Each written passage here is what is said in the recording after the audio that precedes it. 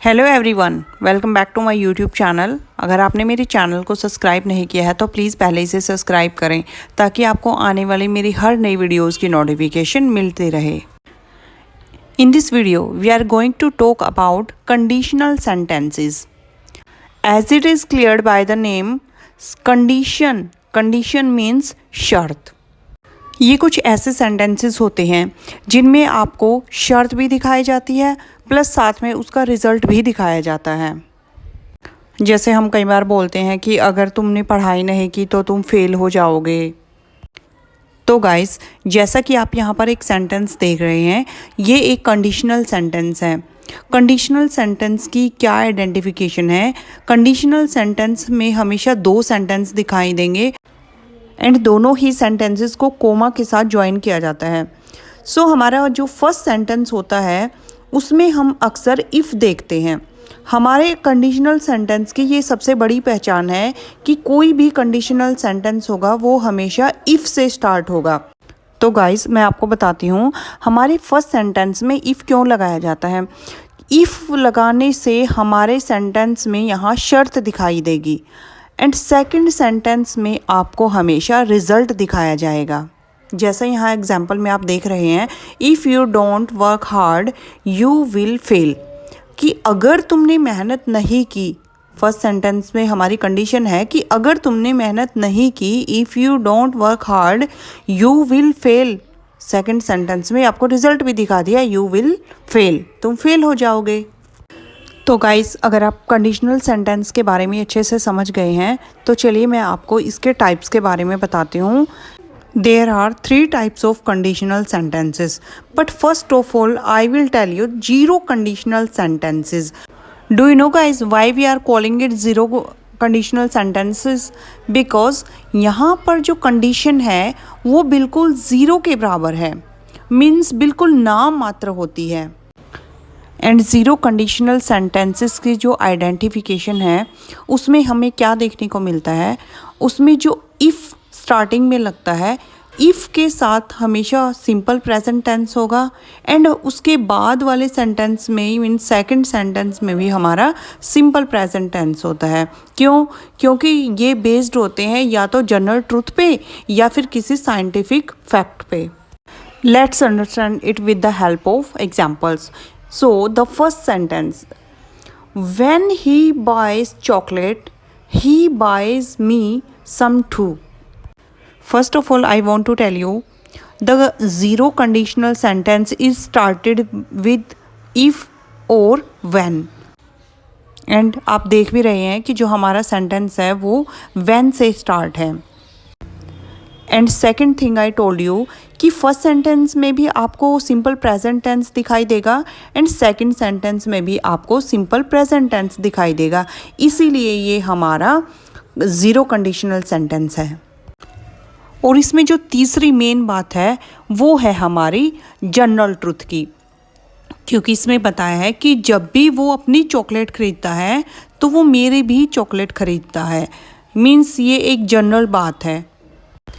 तो चलिए अब हम बात करते हैं हमारे नेक्स्ट यानी सेकंड सेंटेंस की। When fish don't eat enough they die. अब ये एक यूनिवर्सल ट्रुथ है कि जब भी कोई लिविंग थिंग नहीं खाएगी तो वो क्या हो जाएगी, मर जाएगी। तो ऐसी ही बात यहाँ फ़िश के साथ है कि फ़िश जब नहीं खाती तो वो मर जाती है। चलिए अब थर्ड यानी हमारे लास्ट सेंटेंस को देखते हैं। If John is out of the office I take his calls.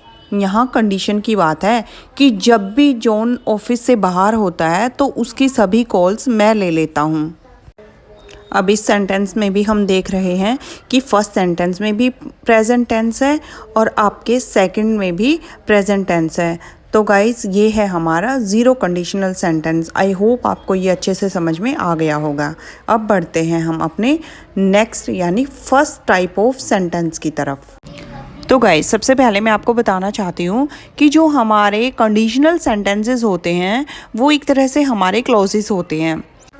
मैंने आपको बताया कि हमारे हर कंडीशनल सेंटेंस इफ़ से स्टार्ट होते हैं। तो फर्स्ट टाइप के जो सेंटेंस हैं उसमें इफ़ के साथ आपका सिंपल प्रेजेंट टेंस मिलेगा और कोमा के बाद वाला जो सेंटेंस है उसमें हमेशा आपको विल का यूज़ करना है। So let's see the example. If the game is good, I will play it. कि अगर गेम अच्छा है तभी मैं खेलूँगा. As you are seeing, the condition has been kept in this sentence. First sentence में प्रेजेंट टेंस का use है and second sentence में फ्यूचर यानी विल का यूज़ किया गया है. तो चलिए हम अपने डाउट दूर करने के लिए यहाँ पर कुछ और एग्जांपल्स देखते हैं. जैसे फर्स्ट और सेकंड एग्जांपल में आप देख रहे हैं if you rest, if he is late. ये दोनों सेंटेंसेस में आपको प्रेजेंट टेंस दिखाई दे रहा है एंड जो इनके सेकंड सेंटेंसेस हैं you will and we will, ये हमारे फ्यूचर टेंस हैं. तो गाइज़ अब जो हमारा थर्ड सेंटेंस है ये आपका वो पैटर्न है जो आपके एग्ज़ाम में आता है. एग्ज़ाम में आपको इस तरह का सेंटेंस दिया मिलेगा if it rain we dash at home and बाद में आपको वर्ब दी गई होगी. अब आपको फर्स्ट सेंटेंस को देखते हुए ही सेकंड सेंटेंस में आपकी वर्ब को फिल करना है. जैसे फर्स्ट सेंटेंस में इट रेन मीन्स यहाँ पे प्रेजेंट टेंस दिया है तो आपको सेकंड सेंटेंस में विल लगाकर वर्ब की फॉर्म लगानी है विल स्टे. Okay guys. अब इसी तरह आपका next sentence if you dash the way I will pick you up. अब यहाँ पे आपको ब्रैकेट में वर्ब की फॉर्म दी है जिसे आपको फिल करना है. इस सेंटेंस को करने के लिए गाइज आपको लास्ट वाले सेंटेंस को देखना है कि लास्ट वाले सेंटेंस में हमारा विल दिया है तो हम फर्स्ट वाले सेंटेंस में प्रेजेंट फिल करेंगे.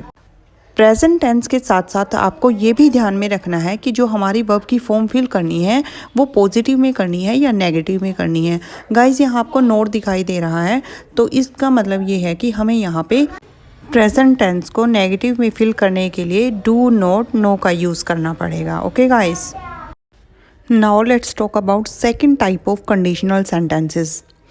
The identification of these sentences is simple past tense plus would. Means आपको second type के conditional sentence में फर्स्ट सेंटेंस में सिंपल पास्ट मिलेगा और तो आपको सेकंड वाले सेंटेंस में वुड फिल करना है. जैसा कि यहाँ एग्जाम्पल में भी दिया है if I lived in Australia I would be a ship farmer. First sentence में देख रहे हैं लिव्ड यानी पास्ट टेंस है तो सेकंड वाले सेंटेंस में वुड का यूज़ किया गया. Now let's see the some more examples of this type of sentences. First one is if you studied harder you dash better mark in your test. यहाँ side में आपको verb दी गई है ये जो आपको फिल करनी है.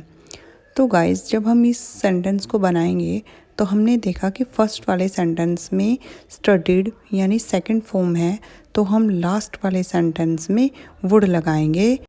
Second sentence if I was rich I dash around the world. अब इसमें आपको फर्स्ट सेंटेंस में वॉज दिया है तो सेकंड सेंटेंस में हम फिल करेंगे वुड ट्रैवल. इसी तरह थर्ड सेंटेंस देखिए if we lived in the country the kids dash play outside all day along. इस सेंटेंस में आपको फर्स्ट सेंटेंस में लिव्ड दिया हुआ है और सेकंड सेंटेंस में भी आपको प्ले यानी वर्ब की फॉर्म दी हुई है तो इस सेंटेंस में हम जस्ट वुड का यूज़ करेंगे. ये थे आपका second type.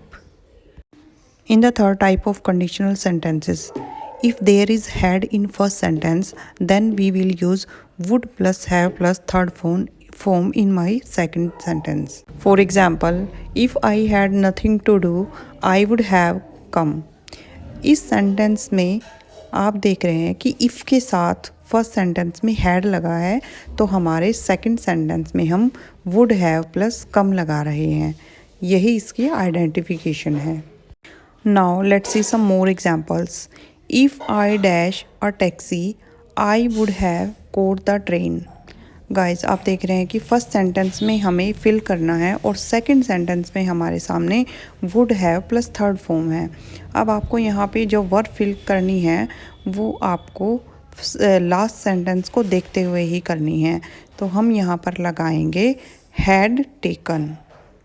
And second sentence is if the friends dash to the cafe they would have eaten pizzas. ये भी आपके फर्स्ट सेंटेंस की तरह है।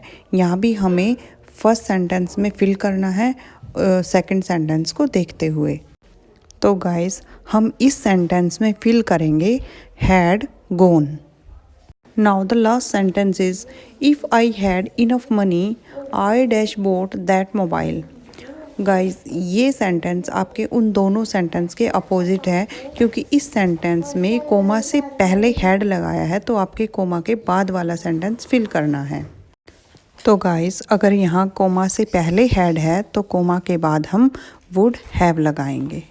So guys these were the conditional sentences. I hope your all doubts will be cleared here. Guys अगर आपको video अच्छी लगी तो प्लीज़ लाइक और शेयर करें और हमें कमेंट सेक्शन में ज़रूर बताएं।